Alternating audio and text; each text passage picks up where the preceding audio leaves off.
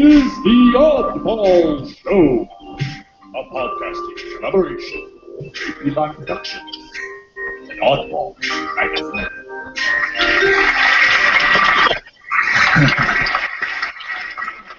Greetings all, far, wide, and deep underground, broadcasting from an undisclosed location somewhere in the great Northeast. This is the Oddball Show, brought to you by JP Live Productions and Oddball Magazine. My name is Prof, and I'll be your attendant for this flight as we cruise at a clear 42,000 feet. And if you need anything at all, just tune in and click the call button. With me, as always, is the mastermind behind Oddball Magazine, editor-in-chief, Jason Wright. Please say hello to the people. Hello, people. This is Jason Wright from Oddball Magazine. Tonight we have a special show, and we have Chad joining us for the first time in a long time. Welcome back, Chad. Hey, what are you doing? Also joining us, Chad Parento from Stone Soup Open Mic and other open mic ventures, which we'll get to in just a minute. Because I love your warm greeting from the viewpoint of a stewardess from the 80s. That's right. That's how I got it. I took a flight to San Francisco a few weeks ago, and I flew Virgin America. And let me tell you, the stewardesses, the flight attendants, whatever you want to call them, are just basically like Tedeschi's third shift cashiers. They barely do anything unless you pay for something, and even the safety lecture is done as a music video because this is Virgin America, former company that owned the record stores. That's true. It's very interesting. It's very interesting having the explanation in case there's a water landing told to you with Destiny's Child. It's very strange.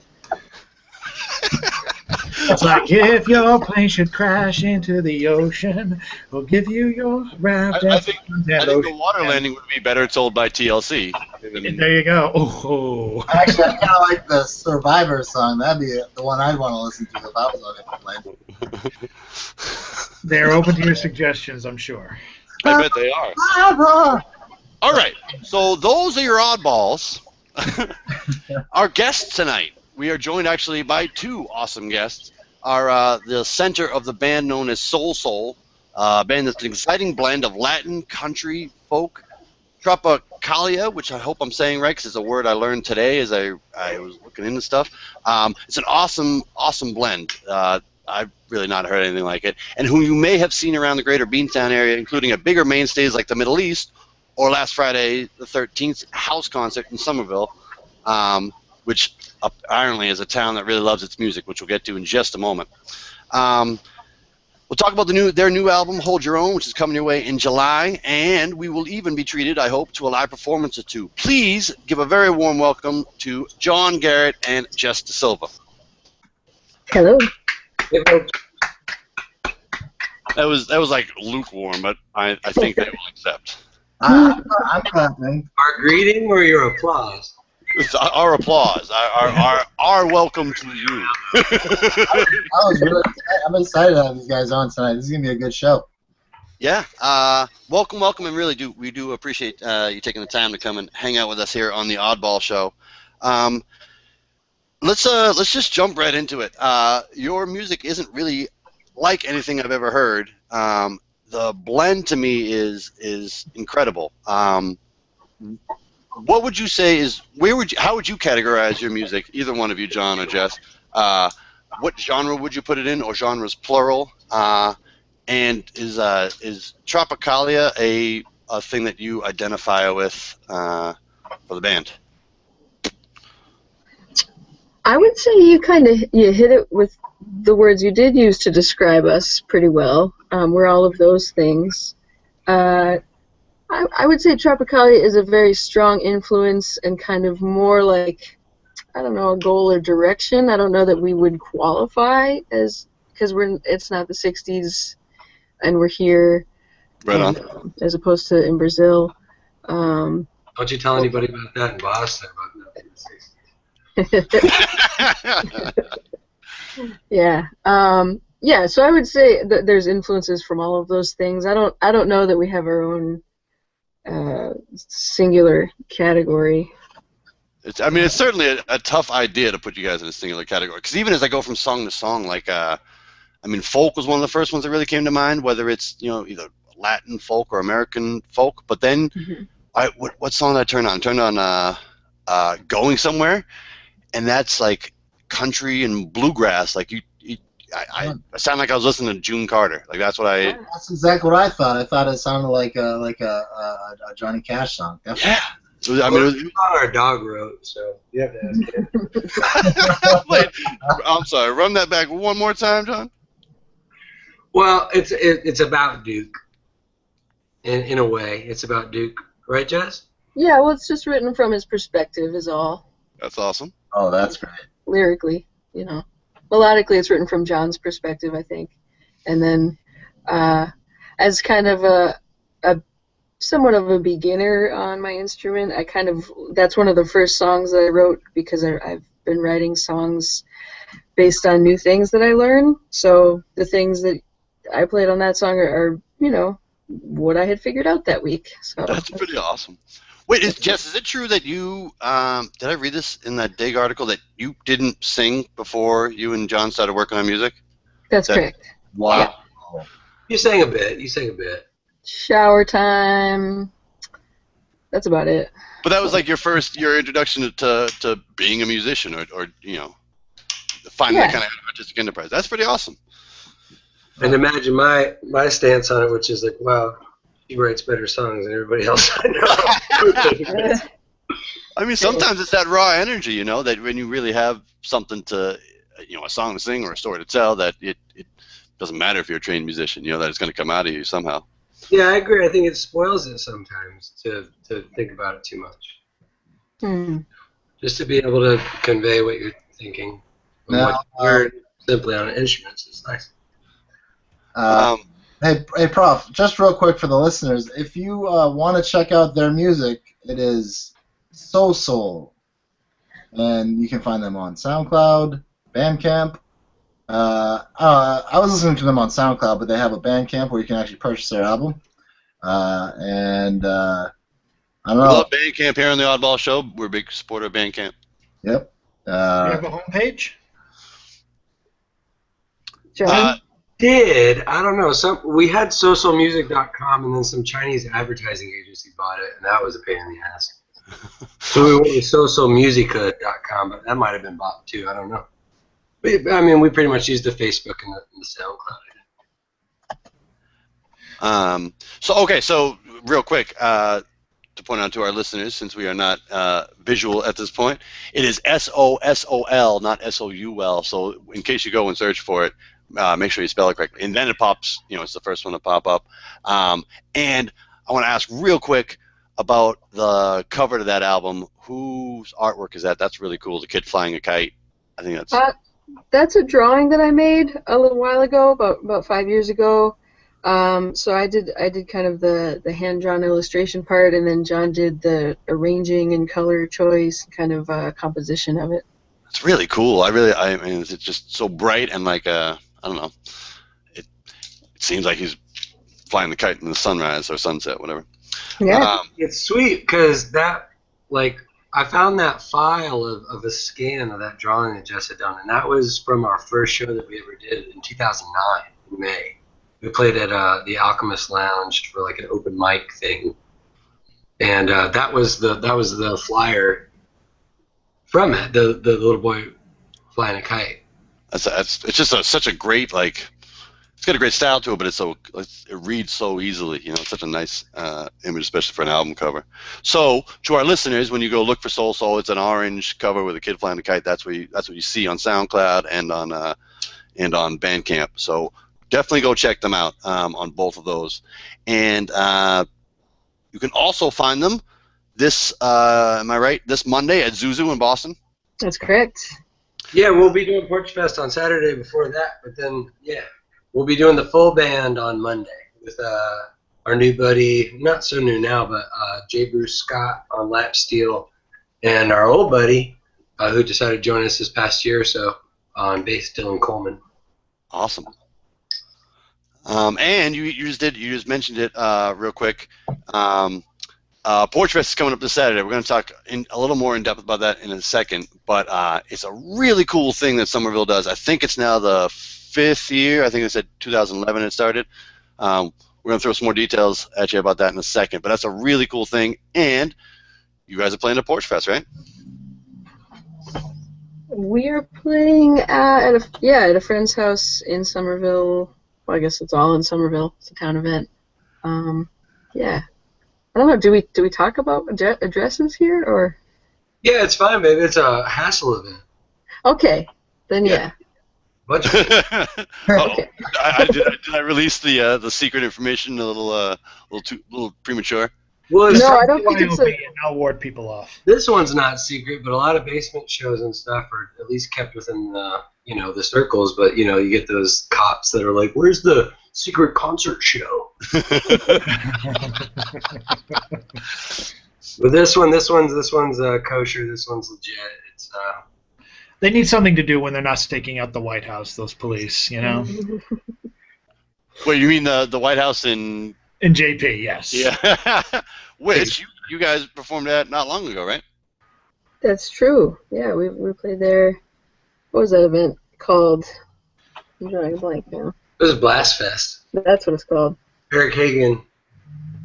Which was a spoken word event, right? Some of it. Mostly it was musical acts. Yeah, he puts on some really great shows. He runs Cheap Seats at the YMCA in Cambridge. They just had a performance last night. That's like a variety show kind of thing they do every once in a while, and it's really, we've played that a few times, and it's always quite an experience. That's awesome. Really have no idea what's going to happen at it. Well, one of the things I do want to do, on our posts and everywhere else, we put up a partner link section, so it'll have all those, all the contact links we just mentioned, SoundCloud and Bandcamp. But we also want to post up information about upcoming shows or anything else we mentioned here on the Oddball Show. So we'll get a little information about some of those shows that you were just talking about, and we'll put that up on the section too, because we really like calling out upcoming Boston shows and Boston art, where it's a really cool time to be a musician or an artist in Boston. I think there's a lot of just interesting stuff going on, but a lot of energy. I think, especially on the poetry scene, as seen by Mr. Chad and Mr. Jason. But music in all genres right now in Boston is really it's an exciting time to be part of something new. Definitely. I want to backtrack a second. This is my first experience with your music, and Jess, I heard almost casually spoken that you never sang until your experience with this band. What exactly was the first time like doing that? I mean, was it part of a show? Were you just practicing, fooling around? First time performing, or first time figuring out that singing was a good idea? Let's cover both. Why not? They right. both sound like fascinating stories. Okay, well, John and I knew each other for a long time. I met him when he was 12. And then we kind of, I don't know, we knew each other in high school and then kind of drifted apart and did our own things. And I went to art school, and he went and traveled around the country and played music, and then he contacted me when he was playing with his old band, Pariah Beat, which is out of Vermont. And he contacted me when I lived in Providence because he had a show, and then, I attended it, and I guess that was our reconnection, and then, I don't know, I just sort of... Then you said the singer sucks and he didn't talk to you for a little while? I'm kidding. No, he gave me this really cute little wave off stage, and I was like, whoa. I thought he was a little too cool for that, but I guess not, so that's fine. So,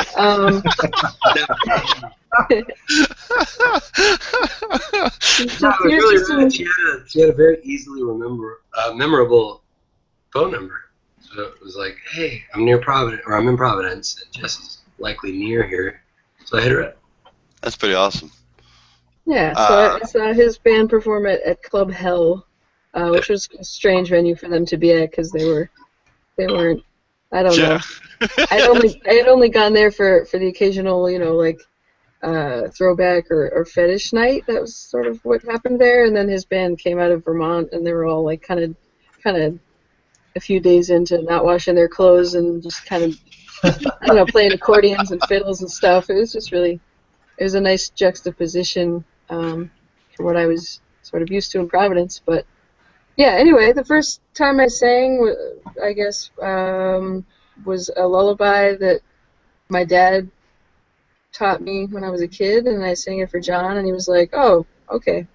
And then, I don't know, things.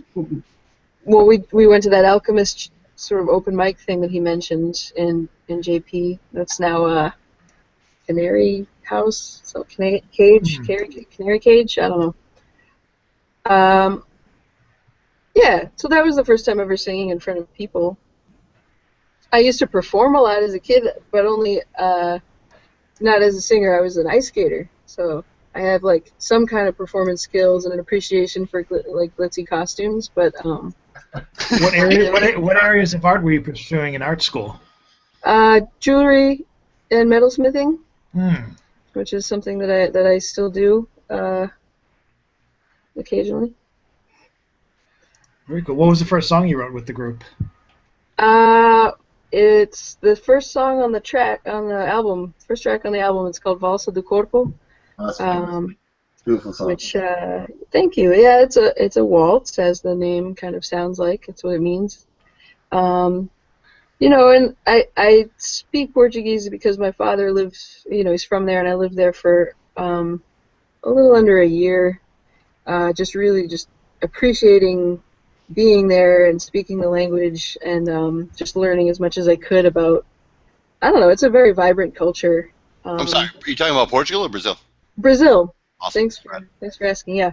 Yeah, it's kind of it's a very pretty language already, so I as someone who was interested in singing but didn't know anything about songwriting, it was a very welcoming language that I had enough of a grasp of it to be able to put, you know, thoughts together, and it sounded good, like no matter what you sing about. Yeah, it really does.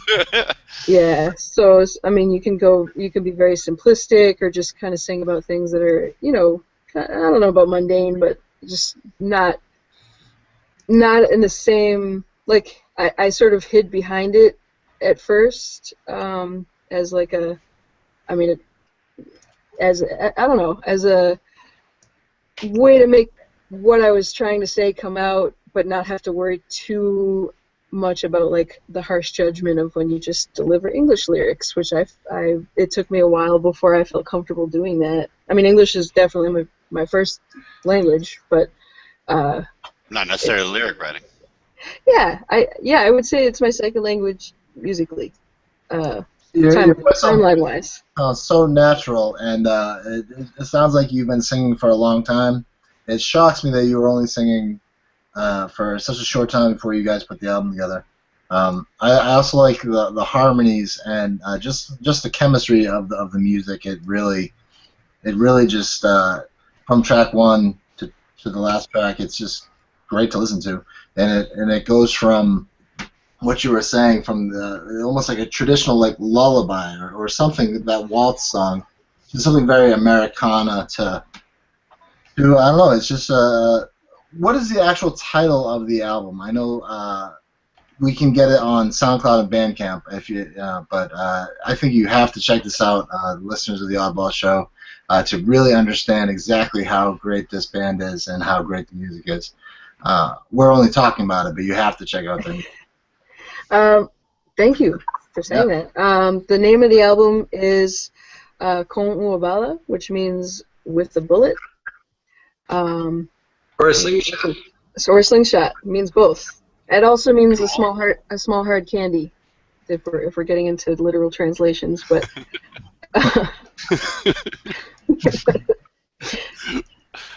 so yeah, that's it. Kind of goes along with the imagery and kind of what's behind the album. Sort of ties into the sort of relationships and things going on with the people we were playing with at the time. I don't know. I mean, yeah. Have you ever performed your music for an audience that knew the language, for whom it may have been like their native tongue, or any of your family members who speak the language more fluently? Oh, God. Yeah. Am I doing it right? Because I learned it all phonetically. Yeah, I've run into a range actually of reactions from native speakers. You know, my dad's not going to tell me when I do stuff really wrong, so he wasn't the most. he was a little supportive, but not the most like forthcoming and reliable critic. What's a criticism that someone told you that stuck? Oh, just one time we played a house show not that long ago in Somerville, and there was a guy there, and it was later on in the night. I think he was a little clearly had been drinking, but he surely he was. No, it was just kind of like this inquisitive like, oh, what language is that? And I was like, oh, it's Portuguese. And he's like, oh, well, I speak Portuguese. What is that? That's so and I don't know if it was just maybe he was just making conversation. He was probably just making conversation. It's just I think he was just that was cold, you know. I'm always reminded of this one story. I remember just hearing randomly on the radio Billy Joel talking about his album Glass Houses, and there was actually a song which has an entire verse in French, and he talks about how when he first performed that song to a French audience, they were just all aghast at what he had done. It was just a very, very negative reaction. I think that's why he doesn't sing it anymore. Oh wow, that makes me feel good. Thanks for sharing that. Well, obviously you're doing something right, and clearly he did one wrong thing and he never tried it again. You know, We Didn't Start the Fire doesn't have a Spanish version. You know, clearly you're doing something right, but clearly this is the first time you're doing it, so I'd imagine you'd be more sensitive to. You'd be on the alert for comments like that. Definitely, yeah. I ask people, and and they've helped me correct things kind of in the pre stages before they get performed, and I think I caught most of it. You know, I'm sure there's things. Does Spike sing a verse of "We Didn't Start the Fire" in Portuguese? I just realized most of the damn song is just like names, so like town and people's names. So that wasn't a good example of it for a joke. I screwed up that one. Sorry, man. I like to reference one of my favorite Billy Joel songs, although it's kind of hard to not like every Billy Joel song. He doesn't have very many bad ones. You know what I was thinking? It might be a good time if Jess or John is ready, not to put you on the spot, but for a little live performance. Okay. That's something we can do on this fine Tuesday night. Yeah, definitely. Awesome. Go for it, Mama. It would make sense. I talked a lot, so then I'll play, and then you talk a lot, and you play, I guess. I like it. Well organized. I think you guys are. I'm gonna tune, so like talk about some things for like under a minute, and then I'll be ready. All right, let's talk about our favorite Billy Joel songs. I gotta go. I'm gonna go. Here's mine real quick.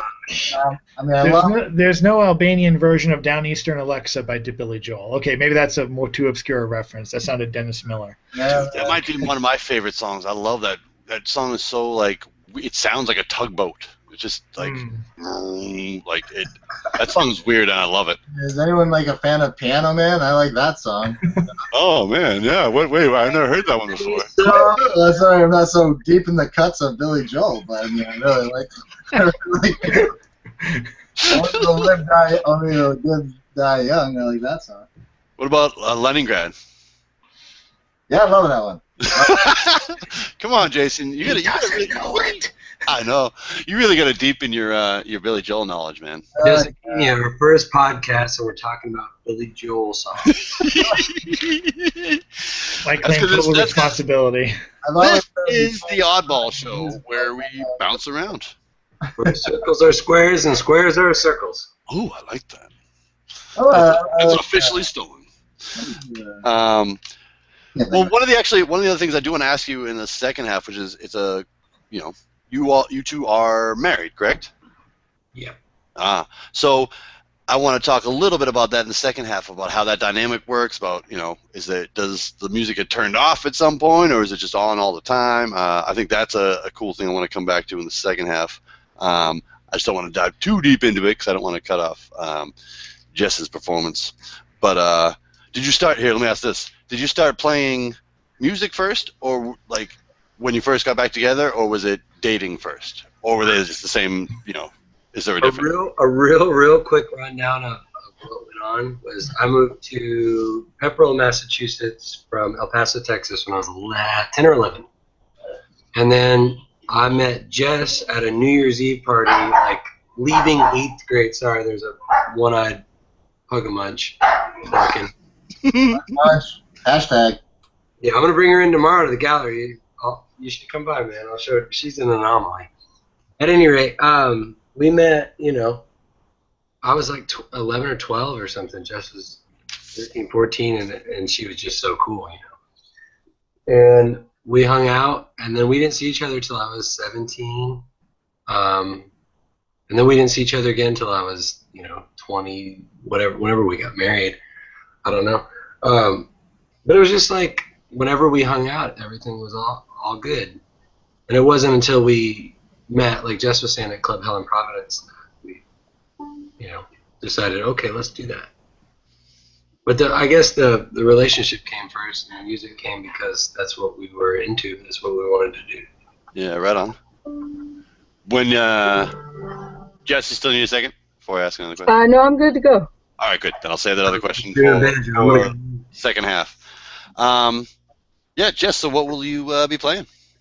So this is a song that's not recorded. In fact, I don't know that any of my other bandmates really have worked with it yet. But it's called Camilla.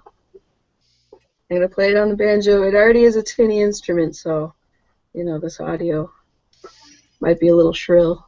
Yes, in 30 years they're going to be looking for pedals and streaming banjo quality. Hey, banjo.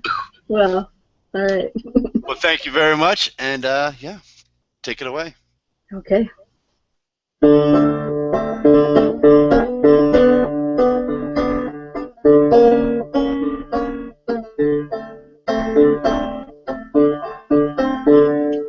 Eyes clear and sudden when they hit you. They were good for me, as careless as your hair. That cold but serving stare means that you know no one at all. Camilla, don't you know how your beauty strikes me so?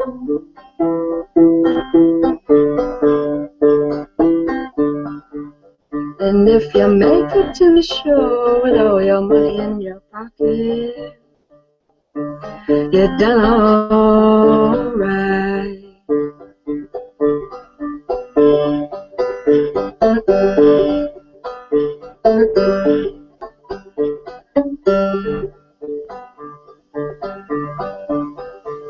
That summer town can't hold you there forever. I'm not sorry that I saw you, just had to have to go. Ooh, don't waste your time, that is all I want for you, don't waste your time. Camilla, don't you know how your beauty strikes me so? And if you make it to the show with all your money in your pocket, you're done all right.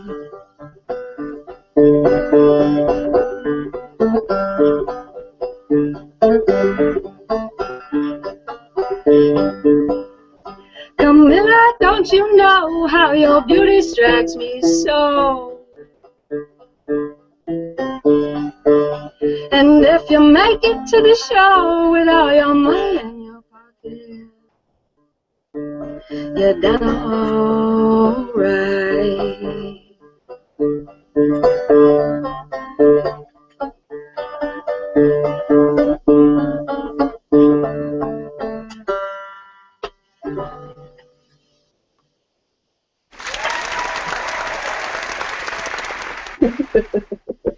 Thanks. I really liked the performance, but Wow, spectacular, spectacular. Sweet stuff. Thank you very much, Jess. Great stuff. You're welcome. I think John's going to Jess right now. Who's this Camilla I keep on hearing about? Well, I like to write songs from the perspectives of not myself, like how I mentioned that our dog wrote. Well, was that before we were on the air? I don't know. Our dog wrote we were on one the of those songs. And that one's from the perspective of a buddy of ours. I don't know, he became kind of infatuated with the waitress that was at a venue we played one time, and He was smitten, Jess. yeah, he was We had a 3-hour period, and he was just smitten with that, as he called it, barmaid. Yeah. Well, anyway, that was her name, and he was too scared to ask her, and so I asked her, and I don't know. And then I get to write a song about her, and he doesn't because he didn't talk to her. Yeah, right on. You couldn't steal the girl, but you stole her story, man. Yeah, why not? Camilla, another tankard wench. Oh, God. Barmaid. All right, so before we get into this second half here, I want to talk a little bit in the second half about your new project coming up. But before we do that, every Oddball show we do a word from our sponsor, who is not actually our sponsor, who is not a person who's actually given us any money or asked us to advertise for them, but who we outwardly support. And so in the past it's been the Out of the Blue Art Gallery, Lightspeed Recording Studio, which is a great place to get your music recorded. Your music's not moving unless it's moving at Lightspeed. This Saturday, though, May 21st, musicians and bands throughout Somerville will celebrate and utilize an underused public venue, the porch, the front porch of houses. Begun in 2011, the idea is a decentralized music festival throughout the streets of Somerville, and it's known as Porch Fest. Acts ranging from, let's see, it says Bollywood funk, cosmic Americana, killer blues, Moroccan, Balkan, gospel, American space rock, and clawhammer banjo. Oh, man, that is a mix. We'll serenade passerbys from porches throughout Somerville. We being the guys from JP Lime, are all going to go and hang out and just have a good time with the music. We're not performing, not doing anything business related. We're just going and having a good time. But our friend Survival, who has been on the Oddball Show a couple times, is performing. So we're going to go and support him. There are 3 time slots, and I think there are 3 time slots for Porch Fest. They are 12 to 2, 2 to 4, which is Central Street to Willow Street, and 4 to 6, which is west of Willow Street. I'm not a Somerville native, but those who are know that, and the rest of us will figure it out on Saturday. But in addition to those time slots, there's other stuff going on, which we will ask our good friends from Soul about in just a moment, because while Somerville Art Council is organizing this, they're really just kind of bringing people together. It's totally decentralized. They're really just kind of fostering music happening. So there's stuff that I'm sure they won't even know about that will be happening that day. So come check it out. It's Porch Fest. It's this Saturday. It's at least 12 to 6, and then who knows how long it extends before or after. We're going to put the link up on our pertinent link section, but it's really going to be a great time. Please come out, especially it should be a great day on Saturday. That's Porch Fest in Somerville, May 21st, this Saturday. And that's our word from our non-sponsor this week here at the Oddball Show. Jess and John, we talked a little bit in the pre-show about you guys performing on Saturday. Do you want to say a quick word before we get into the second half about what and where and in conjunction with you are performing? Yeah, I mean, we're playing, it sounds like it's going to be bitchin'. It's like a rooftop of somebody's place in Somerville, which I find, I don't know, hard to imagine. But I think it'll be cool. There's supposedly going to be projections and whatnot. And a bunch of bands, There's going to be a bunch of people playing music. It's all going to be different kinds of music, which is my favorite part because it gets real boring to play, like genre-oriented things. But I think it's just going to be, I think everybody's going to be having a good time because it's nice now. Yeah, man.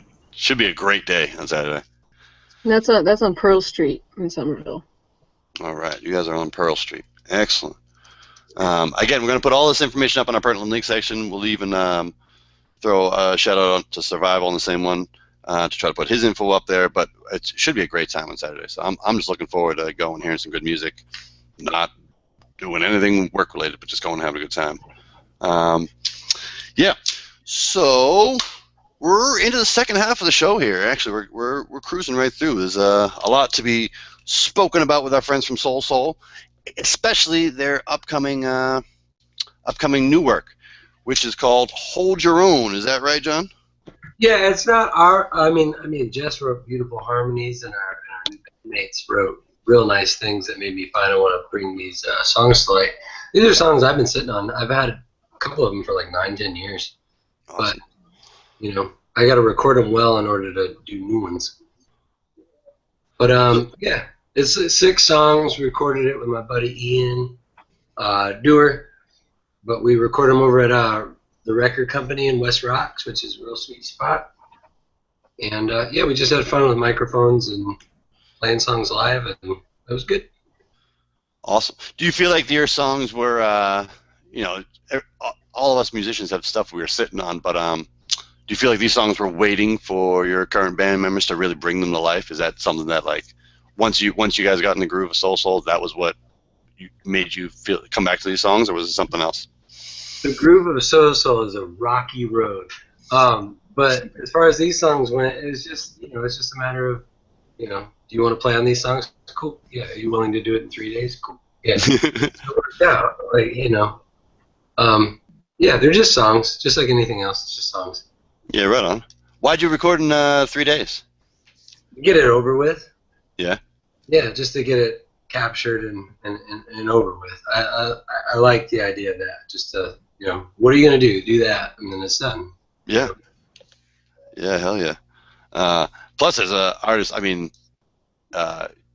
usually with the process being more spread out, you don't get quite so invested the same way I imagine you would spending 3 straight days at a studio. It's got to be a slightly different process, which to me seems thrilling. Well, yeah, it was winter time in New England, so like it was supposed to be 3 days straight. It wound up being 1 day, and then I got sick, and then another day, and then I got sick, and then another day. But it worked out. Right on, right on. When can we expect to see this stuff from you, or hear this stuff, really? July 9th, I'll be releasing the full album, and have physical copies of some variety. Out of the Blue. And Out of the Blue. Yeah, with Thick Wild and The Furniture. And The Furniture. You guys played at the Furniture's record release party or something to that effect in February, right? Yeah. Nick has been doing sound for us at Zuzu for a long time, and he's been a friend of mine for a long time, or ours. And he writes really, really good songs. So. Awesome. All right, so we'll definitely get that up in the link section because that's be a show to check out July 9th at the Out of the Blue 2 Art Gallery in Cambridge, Mass. Okay, here's what I wanted to ask. So we started talking about this a little bit in the first segment. What is it like being in a double relationship with, you guys are a married couple. You seem to be double very well. Relationship, like, that implies something else, I think. Yeah, I suppose. No, yeah, not a poly relationship. You guys obviously have a music connection and your personal relationship. Is there a time when are they segmented? Do you write music and then you have to turn that off in order to sit down and have dinner, or is it just a steady stream all the time? Like, hey, I have an idea for this. Are those two things broken up, or are they really part of one? And is there any difficulty with having that double relationship, as I've called it? I call it the nicer version of Jack White and That Drummer Girl. I feel bad for not knowing her name. It's May. Thank you. I don't know. I think it's like kind of a blend, I guess. Jess sometimes wants to show me a shrill banjo song a night, and sometimes I'm down, and sometimes I'm not. And I think sometimes I want to play her the newest, saddest song I've ever thought of, and maybe she's not down. Sometimes she is. Yeah, no, I think it's a balance. I mean, it integrates pretty well as long as we have the time and sort of the energy for it when there's not all the other things that go on in a life, in someone's life, in people's lives, when you have, like, day jobs and whatever gets in the way. But yeah, I think it's a pretty seamless thing. It's a back and forth thing as far as writing songs goes, because I know I learn a lot. I've learned everything that I do know from, like, trying something and showing it to John, and then him teaching me something, and then us realizing, oh, it'd be cool to learn this, and then I look into it and try and learn it, on my own or with him. So I don't know. For me, it's about learning, and as long as I have the time and energy to do it, it happens. Like, it will happen. Continue to happen. When's your writing time tend to be? Night or in the morning? More often than not. Both, man. Yeah, right on. For me, like, writing little bits of songs and stuff just happens whenever it happens. Yeah. You think of something, while you're doing a menial task, and then you think about it. If you forget it, then it wasn't worth the damn. If you don't forget it, then write a song. Right on. I do that when I'm a waiter, so I'll do that. I'll be walking around, and I'll get like 2 or 3 lines all of a sudden in my head, and that'll be the jump off point for a song. So I totally relate to what you're talking about, because that's really, it's your brain working on it when you're not working on it. It's when you're pushing it too hard, it's not the same thing. Agreed. Gentlemen of the Oddballs, I don't want to cut you guys off, but I was about to ask John for a live performance of his. Sounds good to me. I'm ready for it. Yeah. I'm ready too. I'll save my question for afterwards. All right, right on. John, you got something that you're down to perform for us this evening?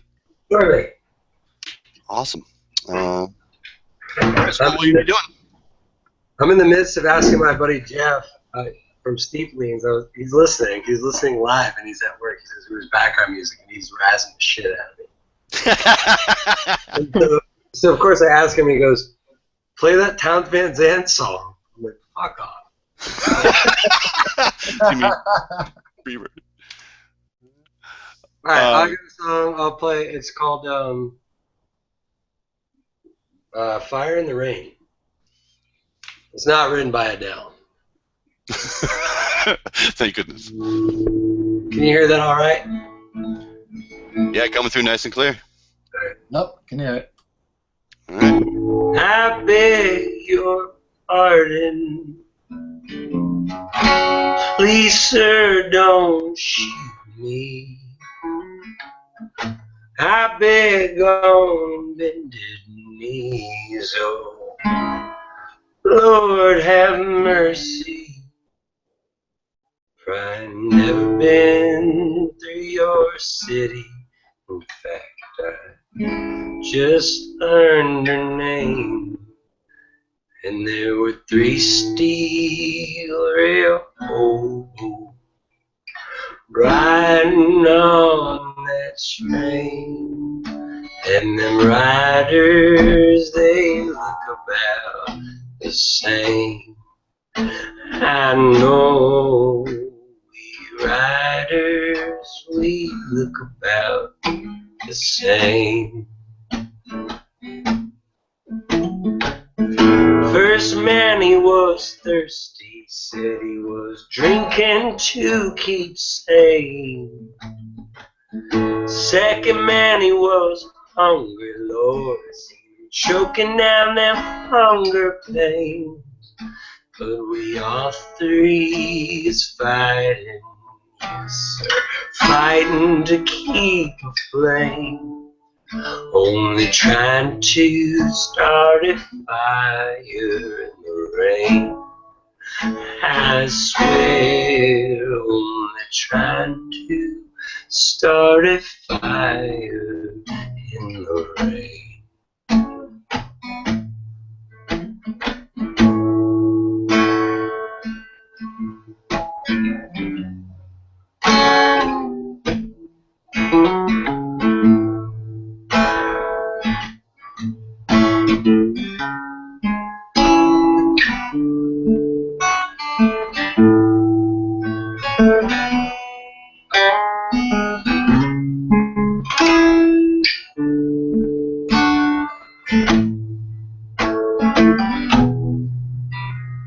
You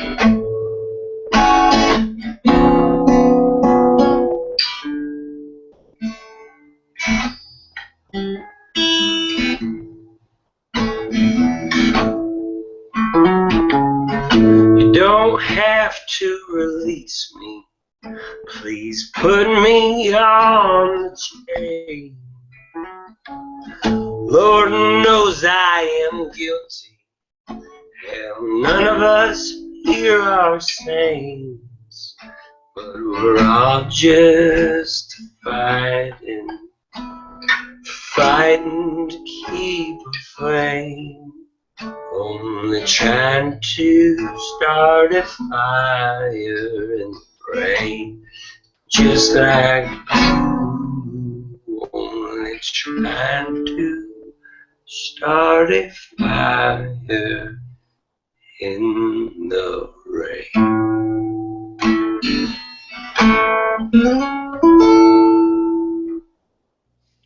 Ow! Very good. Very good. That was fantastic. Wow. Thank you very much, John. Thanks for having me, man. All right, we are actually kind of coming down to the. We're not done yet, but we're coming down to the end of the Oddball Show hour here. It's been a lot of fun, and we've covered a lot. One of the things I do want to do in just a moment is get to what's going on at jbenonproductions.com and oddballmagazine.com. But first, Chad, you did have a question, and I don't want to break that off. I'm always interested in artistic collaborations, Jess, John. Out of the album that you have right now and any of the songs you've ever done, are there albums where you don't all agree on all the songs that are on there? In other words, John, do you have like one where you're like, Jess, do you think this is great? And Jess is like, 5 minutes of you with a washboard? I guess you can have it on there. Sure, yes. You mean songs that we've written? Yeah. Are there stuff that you don't agree on, or things that you don't necessarily sync and you have to go your own way? Sorry to use a Fleetwood Mac reference. I'm really showing my age here. I feel like I don't fuck around with like anything that if Jess wouldn't like it, I probably wouldn't like it either. You're that much in sync. Well, it's funny that I'm gonna just jump right in and cut John off, but it's funny that you use the washboard as an example, because I used to play the washboard in our band, and then by picking up on cues from John and from like Bruce, and I've noticed that it's not a thing I practice every day, and I retired it. I mean, for now, it was kind of awful, and and in John's kind way. And also Bruce, I feel like they didn't have to say, hey, just put it down and do something else. I understood, I think, on a level, just kind of by reading their feel, that they're honest without being assholes. I mean, it's something that you need in a band. You need to be able to give feedback, because otherwise you take it. And take it. Chad, initially I thought you were asking about just like music taste in general. Like Jess hates James Taylor, and I think I do too. But the song "Rocked by Sweet Baby James" is like a real badass song. It's real nice, you know. She doesn't like it. And I think that's our one disagreement musically. So, which I think is entirely fair. James Taylor was kind of a what's the word you use? He's a little fire, he's a little rain. I don't know. And what about Bob? He says, in my experience, there's two people in this kind of world: people who like Neil Diamond and people who don't. And Neil Diamond is an entirely different animal. That man is so much Steve. You bet your balls it's Neil Diamond. Right. And those songs are badass too. I like songs. I don't care who sings them. Sometimes they're singing really sloppily or cheesily, but songs are songs. Yeah. And part of it is finding what your voice is. You can be, Bob Dylan, be brilliant and not sound like you're squeezing your voice out of a rusty tube. But if you find a way to make it work, you're one of the most brilliant musicians ever. So finding the thing that works for you, I think is half the battle as a artist. I have to say I agree with you on that as well. I I think it doesn't matter the voice of an artist. I think it's the lyrics that are so important. That's why people like Bob Dylan and Leonard Cohen are. I don't know. Leonard Cohen might not have the best voice, but he sure. Oh, he has an amazing voice. I love Leonard Cohen's voice, but some people. But now that it sounds like gravel pit. Yeah. Yeah. Yeah. Or like Tom Waits, like brilliant. That's a thicker gravel pit. But yeah, gravel, just straight gravel of a voice. But you find that way to work, make that work, or not even make it work, but find that to be your natural voice, and somehow and not be a hindrance is, I don't know. I think it's admirable and I don't know. It's easier for some artists to find their voice. It's harder for others, but when you really find it, it doesn't matter what it. Distinction to be made between Tom Waits and Leonard Cohen, and neither of those motherfuckers will ever hear this, but Leonard Cohen plays for 3 hours. Tom Waits goes on tour every once in a blue moon. Yeah. Leonard Cohen still, he became a monk and gave all your money away, sure. Yeah. He still plays the shit out of those songs, whereas Tom Waits is like, you'll wait till I release the next thing. I think songs are songs. That's why the whole personality, that's why things like this, it's funny to me. I've never done an interview, really. Songs are songs. Yeah, I think that's the whole idea. It's letting your heart out, lay your light out, like Neil would say. Billy Joel to Neil Diamond, and that's what's. I hope we wrap that up. Yeah, I think we wrapped it up. That's totally a turnaround right there. We need a cover from the jazz singer. I'm telling you. That was from Bob, by the way. What about Bob? Yeah, this is the Oddball Show. We tend to cover a lot of bases, all right? We don't leave you hanging. We don't leave you lacking for content here, all right? We cover from What About Bob to Neil Diamond. I don't know what kind of band that play is. 2 live songs? Come on. Wow. Jesus. We have never done that before. Well, it's All right, so the Oddball Show, and it was awesome. let's jump into this. Let's jump into what's going on with each of our respective home bases, and then we'll come back around for some good nights. We'll figure out how to make that happen at the end. But do you want to go first on the Oddball end? Or you want me to take it away with the JP Lime end? Oh, why don't you... Want me to go first? All yours, Chad. Okay. What is happening this week at Oddball Magazine? Many things. We've had some great debuts this week at Oddball so far, and also some great tributes. This month at Stone Soup, it's the 45th anniversary of Stone Soup Poetry, founded all the way back in 1971 by Jack Powers, who passed away in 2010. So this month I've made sure to include not just work possibly never before seen or has been unearthed in a long time, work from Jack Powers, but also tributes by a variety of people like Oddball regular Doug Holder, new contributors like Beatrice Alba Del Rio, and also we are still continuing to feature the newest talent in poets like Laura Marquette. We also have returning talents like Joni DiMartino, and we have new artists coming in for the next couple of days. We actually featured Edward S. Galt, who was a regular contributor to Stone Soup. Now he's contributed an amazing amount of work to Oddball for the next few months, and you'll be seeing a lot of him, as well as writer, artist, and cartoonist Cesar, I hope I'm pronouncing this correctly, Valtierra, who's going to be appearing tomorrow with his work alongside a poem by Joni DiMartino, another returning Oddball person. There's a lot of exciting stuff going on. These, as well as the regular columns. So, The Underground Garden by Liza Zayas just celebrated its 1-year anniversary last week. Yeah, Liza. Yep, and as well as regular contributors James Van Looy and Andrew Bourne. It's All One Thing and 7 Times respectively. A lot of exciting stuff coming up, and some more stuff on the way for June. So stay tuned to oddballmagazine.com, and while you're at it, go to stonesoupoetry.blogspot.com. We have some really good readings coming up for the rest of the anniversary month, including and beyond, including the culmination of our anniversary month coming up at the end of May. That's Monday, May 30th, with C.C. Ashagra, who's going to be performing alongside some of his musician friends and performing his own original work as well.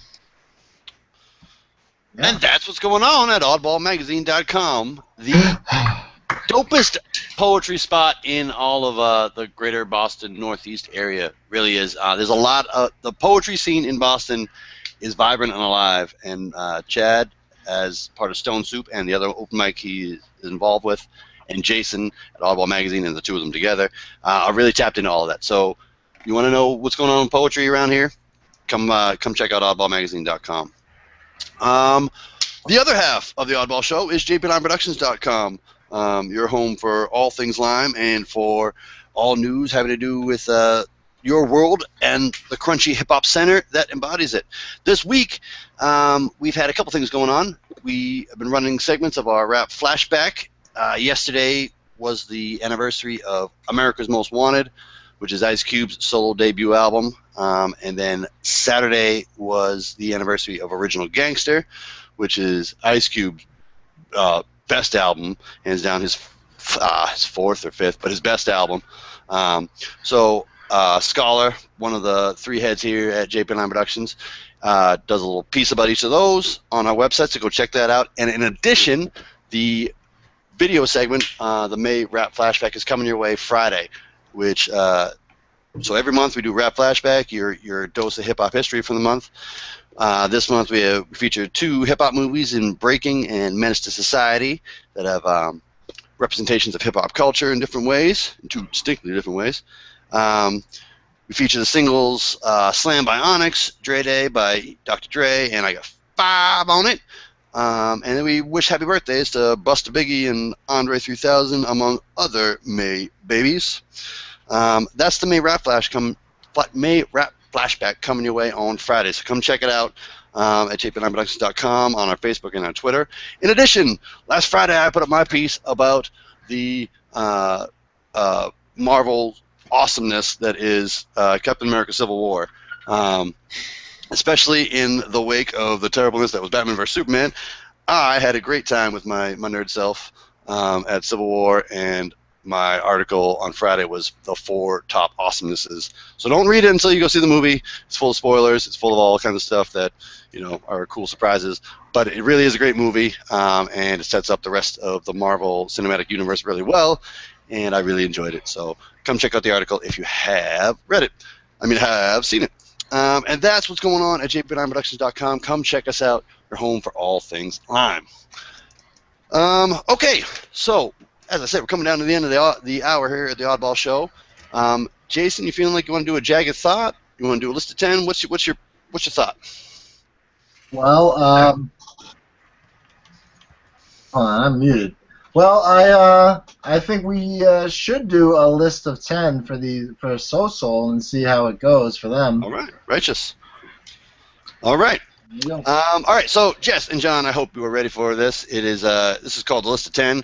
This is 10 questions. I kind of stole the format from James Lipton and Inside the Actor Studio, but he stole it from the French show Apostrophe, and so on and so forth. So I don't feel bad stealing it. It is a just a quick list of 10.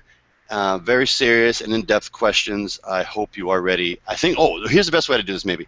We'll go back and forth. One John, one Jess, back and forth. Okay. Jason, you keep score. Yep. Jess, I got to tell you don't sound ready. I did not. Can I do a feedback loop real quick? Say that one more time. Can I do a feedback loop real quick? Yeah. All right, no, keep on talking, though. I think I have to pull this shit up, stream it, and all that. Keep on. Right. All right, right on. All right, so this is the list of 10. The list of 10!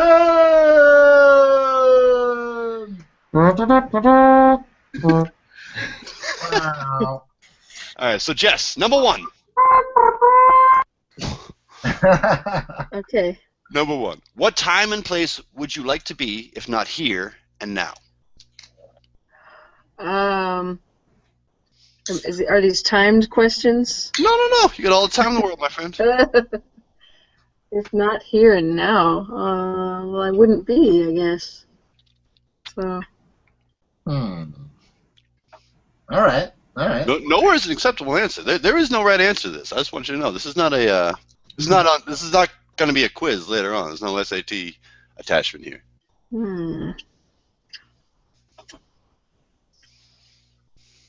And if you're happy with the present, then that's a statement on who you are. That's I've been having to pee for like a while, and I haven't because we're doing this. So I'm gonna go with that for now. all right. I like it. In the bathroom. The 2 doors down in the bathroom. That's the realest shit ever. Wait, are we doing Mad Libs? You didn't tell me this is Mad Libs. I would absolutely change my answer if that's what's happening. I think the Oddball Show is kind of all Mad Libs. We just have Jason talk and we fill in the blanks. Like, all right, now give us a place you've played music. It's a lumpy place. It's lumpy. All right, number 2. John, you still doing your feedback loop? All right. Oh yeah, I'm ready. All right, right on. And to answer your question, it would have been the other day when both Blonde on Blonde and Pet Sounds Order were released. Ooh. Wow. I would say, hey man, that's a real cool album to both of them. Hey man, I like So let's try this feedback loop. All right. All right, so I was going to say we were going to alternate questions, but I like this. I like hearing from both of you. Yeah. All right, so number 2. No answer. There is no right answer to this. I just want you to know this is not a. This is not going to be a quiz later on. It's no SAT attached. That was cool. What was that about? Didn't work as I expected. When you're in a rental car and your friends are stoned and you are too, you can just put like a speakerphone to the speaker and it'll just keep going. Forever and ever. Maybe I can figure out how that works. Like a barbershop mirror. Yeah, kind of like that. An eternal feedback loop. Mm-hmm.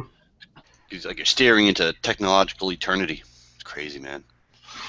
Number 2, Jess, what is the greatest advice you've ever received? Hey man, I think she went to pee. Oh, she did? Oh, my bad. I'm here. Oh, okay. You are Over here. Greatest advice? Don't think too hard about it. I like it. John, same question. Greatest advice? Change your socks. Change your song. A trucker that I got a ride from Flagstaff to Phoenix. His name was Levi. I had a wife younger than Jess, and he was like 70. And he said, hey, if your socks are wet, just either air them out, put on new socks. And he's right. Hey, man, you got to take care of your feet. They're gonna take you everywhere. You got to take care of your feet. They're wolfy for friends, you know, and also, you know, you can get like fungi and shit. That's right. And then how are you going to get anywhere? Exactly. Whatever you do, take care of your shoes. That's fish wisdom right there. All right. I'm sorry. Number 3. Here, we'll go reverse. John, number 3. What would your superpower be? I guess invisibility. All right. Jess? Uh, That's a good one. It's that. Eternal ability to apply things, absorb skills from other people, and just apply them to whatever I want. Oh, that's a good one. There's a character in Heroes that's like that you can just sap anybody else's powers. He becomes the most powerful hero. Hashtag nerd life. Okay, number 4. Number 4. John, Biggie or Tupac? Oh, shit. I don't think that's a fair question because they both sampled a bunch of cool shit on account of the producers. I don't think anybody should have gotten shot. I mean, ultimately, though, New York's cold as fuck. I go to California live. Yeah. That's a good answer. Jess? Biggie. Biggie. Oh, we have a divide here, but we'll have to work it out, I guess. That's what keeps us together, man. I was going to say, we just hit another one. First, it was James Taylor. Now it's Biggie and Tupac. We just opened up a chasm. Ooh, I don't know. All right. Jess, number 5. Who is your favorite person? Come on, guys. We don't always have a married couple on the show. When that's this question. Obviously, my dog Duke. Yes, There you go. Dude, that's Nicely done, folks. Number 6. John, what is your quest? Just to be with longevity, I suppose. Jess? I guess to show up to things. Half of life is just showing up. You gotta take the steps. Like this podcast, bud? Yeah, I'm totally here, guys. I can feel your presence. It's okay. I don't have a little picture, but I'm here. That is your picture. You're embodying that Lego person right now.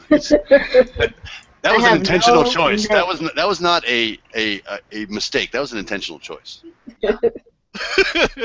Number 7. Making a statement. Jess, fill in the blank. All you need is gloves.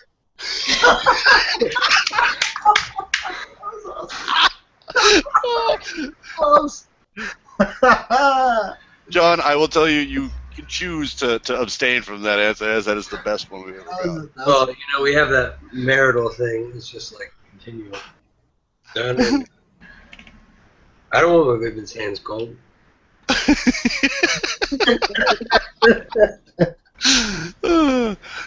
Number 8, John. Rock, paper, or scissors? Rock. Jess? That's obvious, though. Paper. Well, rocks are made out of old paper and old scissors. Like, it's the same thing. Ooh. And dinosaur bones, depending on how deep you go. I thought dinosaur bones became oil. Isn't that what oil is made of? Is dinosaurs? I mean, let's not. Like politics. We need a fact checker here. We might get off on a political tangent here about dinosaurs. How many fuck people? Y'all want to talk about war and shit? Take us back to ancient days, man. All right, number 9. Jess, what do you want to be when you grow up?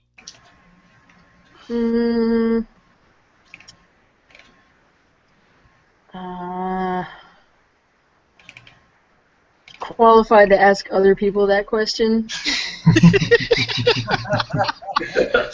Well said. John, what do you want to be when you grow up? Fucking huge.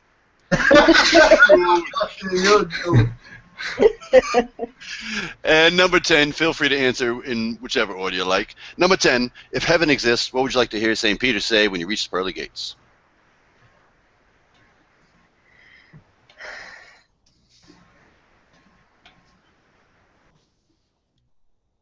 Okay. Okay. Nice. I was gonna say, hey man, it's all right. It's all right. That's the same thing. Hey, man. It's all right. It's all right. Well, you've made it. This was the list of 10. The list of 10. I got a question for y'all. Yep. If you weren't doing this podcast, what would you rather do? At this time and place, or just as a whole? Whichever you prefer. I'd rather be a media mogul. I'd rather be working, like 20 hours a day on making my record company, everything that it should be, which in part encapsulates this podcast. So I suppose that was kind of a... That's a good question. Right. Yeah, what would you want to do? What would I want to do? No, you should. Probably study really small bugs.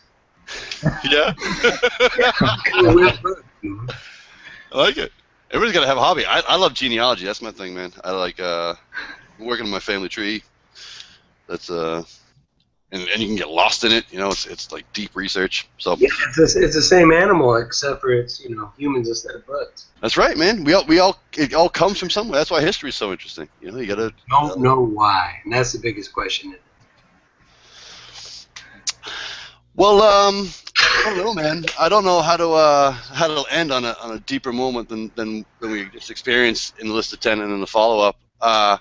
Guys, guy and girl, thank you very much for being here. To our viewers, please go out and check out Soul Soul. Come join us Saturday at Porch Fest. Come join them Monday at Zuzu in Boston. Check them out on Bandcamp, on SoundCloud, and come, all the other pertinent links that we'll be putting up in the pertinent links section on the podcast at jpnproductions.com and Oddball Magazine.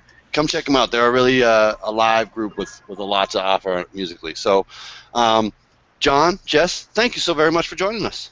Thank you so much for having us. Yeah, you're welcome. Thank you. Chad, Jason, any parting thoughts before we say goodbye to the peoples? Well, I would like to thank Chad for being on the show. He hasn't been on the show in a while. And have him close out. And then I'd just like to read my Jag thought and then plug our show that we have this Saturday. And then we'll call it a night.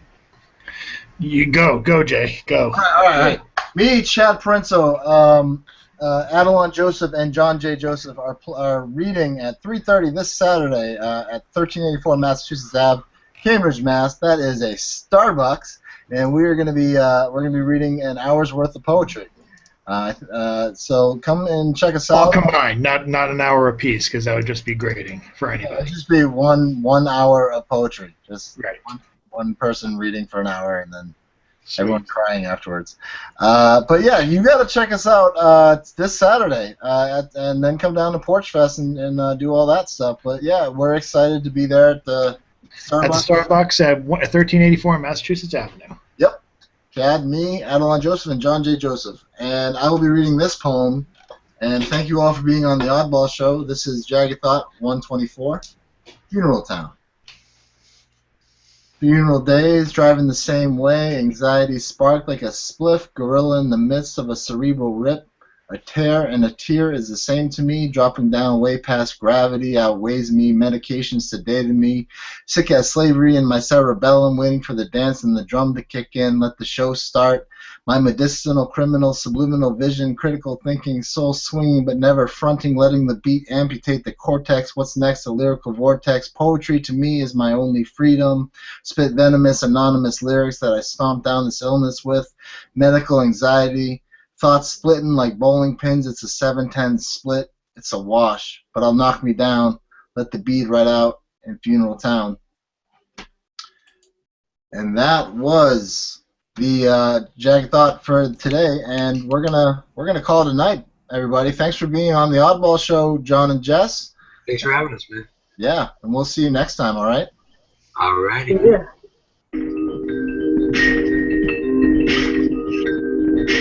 This is the Oddball Show, a podcasting collaboration with Livest Productions and Oddballs.